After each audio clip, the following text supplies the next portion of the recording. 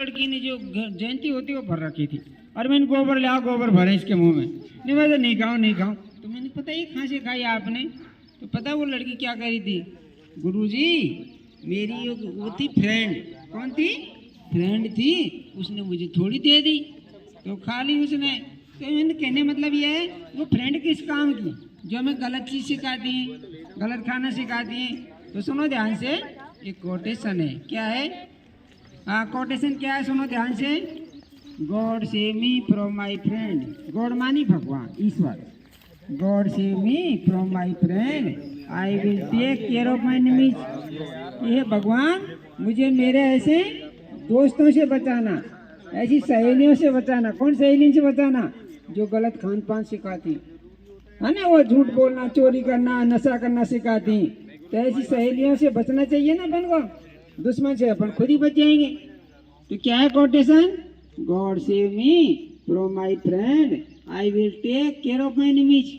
हे भगवान मुझे ऐसे दोस्तों से बचाना। कौन से? जो गलत काम सिखाते हैं।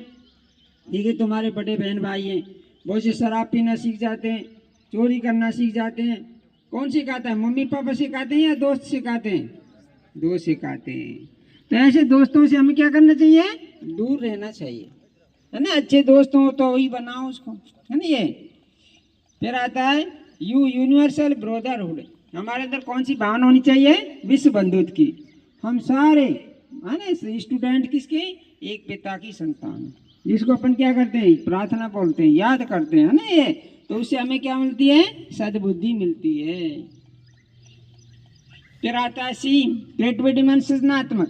तो एजुकेशन से क्या मिलता है हमको? हमने देखे कई बच्चे बच्चियां, लड़के लड़कियां वेस्ट को बेस्ट बना देती हैं। वेस्ट मानी जैसे कोई मानी ऊन बच जाती है, गुलदस्ता बना देती है ना, कई दरिया बना देते हैं। तो किससे मिलता है? एजुकेशन। क्या? वेस्ट को बेस्ट बनाने की कला होती है। फिर आता है अवेयरनेस, जागृति। हमें क्या समझ आनी चाहिए? हमारे अंदर कौन सी जागृति हुई, हम कौन, कहाँ से आए, किसने भेजा, क्यों भेजा। तो इसलिए भेजा हमको ईश्वर ने कि तुम्हें इस पृथ्वी पर, है ना, पढ़ाई भी करो लेकिन साथ साथ उसको, है ना, श्रेष्ठ कर्म भी करो। जिससे हमें क्या मिलती है? दुआ मिलती है। माँ बाप के अपन, है ना, आज्ञा का पालन करते हैं, गुरुजनों को अपन सम्मान देते हैं, तो क्या मिलती है इससे अपन को? दुआ मिलती है। अरे ये तो क्या मिलता है अपन को? रिगार्ड मिलता है, जो हम समझ होनी चाहिए। फिर आता है टी ट्रांसफॉर्मेशन। ट्रांसफॉर्मेशन मानी परिवर्तन। क्या परिवर्तन करना है अपन को? हमारे अंदर जो खराब संस्कार हैं, खराब आदत हैं। कौन सी आदत?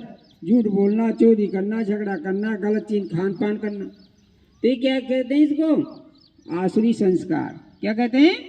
आसुरी संस्कार, बुरी आदत है। इनको हमको हटाना है। तो देखिए मैं एक क्वेश्चन पूछूं, कई लड़के लड़कियां अपने घर में, परिवार में कई बहन भाई गलती करते हैं, उनके बहन भाई गलती करते हैं तो कई तो क्या करती हैं लड़कियां? माफ़ कर देती हैं। क्या कर देती हैं? माफ़ कर देती हैं। और कई लड़के क्या करते हैं? बदला लेते हैं। क्या करते हैं? बदला लेते हैं। अच्छा ये बताओ, बदला लेने वाले को बड़ा मानते हो या माफ़ करने वाले को? ये माफ़ करने वाले को। तो तुम घर में माफ़ करो, बदला लेते हो, बताओ क्या करते हो? माफ कर दे, अरे ये तो बहुत समझदार है, ये करे माफ कर दे। अरे माफ करने वाला वो भगवान से कम नहीं है ना, और माफ करने वाला ने कम भगवान है ना। तो देखिए माफ करना चाहिए, बदला लेने से कुछ भी नहीं है। कहते हैं क्षमा बड़न को चाहिए, छोटन को उत्पात। कहा रही हर को गड्ढे जो बिरगुमारी लात। जो बड़े है ना, जो क्या करते हैं, जो बड़े किसको चाहे बनाई उम्र से, क्या है, बड़ा है लेकिन उसके अंदर सहन शक्ति नहीं है, क्षमा करने की शक्ति नहीं है, वही छोटा है। और छोटा है उसमें पावर है, क्या सहन शक्ति है, किसी गलती को माफ कर देता है, वही बड़ा है। कहते हैं क्षमा बड़न को चाहिए, छोटन को उत्पात।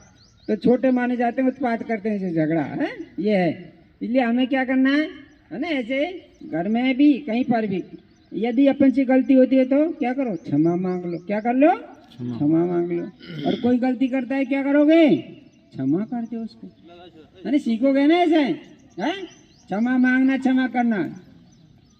फिर आता आई इंटीग्रिटी मानी एकात्म। एकात्म मानी हमारी बुद्धि एकाग्र शक्ति होनी चाहिए। जैसे पढ़ाई की टाइम पढ़ाई पे ही ध्यान दो, ये नहीं और कहीं बुद्धि जा रही है।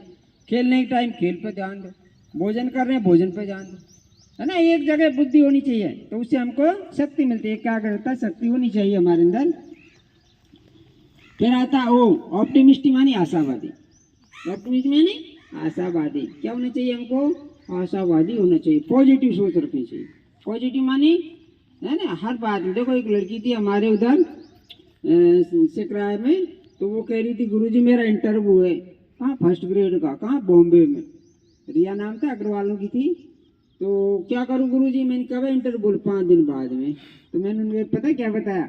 मैंने रिया अभी से ये बोलो आप कि इंटरव्यू में वो क्वेश्चन पूछे जा रहे हैं जिनका मैं आंसर जानती हूँ, इंटरव्यू में वो क्वेश्चन पूछे जा रहे हैं जिनका मैं आंसर जानती हूँ, इंटरव्यू में वो क्वेश्चन पूछे जा रहे हैं जिनका मैं आंसर जानती हूँ। मैंने कहा जब जगते जगते 7 बार बोलो और सोते टाइम 7 बार बोलो। उसके पापा साथ में गया बॉम्बे इंटरव्यू देने वाले के लिए। तो जैसे इंटरव्यू दिया तो वो लड़की ने मुझे फ़ोन किया। मैंने क्या हो गया रिया? अरे गुरुजी वही क्वेश्चन पूछे थे जिनको मैं जानती थी और सिलेक्शन हो गया, ट्रेनिंग कर रही है बॉम्बे में। ऐसे क्यों होता है ये? क्योंकि हमने अनुभव किया है, हमारी थिंकिंग वायुमंडल फैलती, हवा में चली जाती, सारे विश्व में फैलती। भले अपन यहाँ सुन रहे हैं, प्रार्थना बोल रहे हैं, लेकिन सारे वायुमंडल फैलती है। तो उसकी संकल्प वहीं पहुँच गए जिसके पास कनेक्शन छोटा होता है। एक ये कोई व्यक्ति अमेरिका है, दिल्ली में है, और हम उसकी प्रशंसा कर रहे हैं, अरे वो तो बहुत अच्छा आदमी है, बहुत अच्छा है, तो फ़ोन करेंगे, तुरंत बात करेंगे, धन्यवाद देंगे हमको, हैं, पॉजिटिव। और यदि हम क्या सोचते हैं, ये बेकार आदमी है, उससे क्या बात करें, वो तो इधर उधर की बातें करता है, ये है वो है, हम फ़ोन करेंगे, उठाएंगे भी नहीं।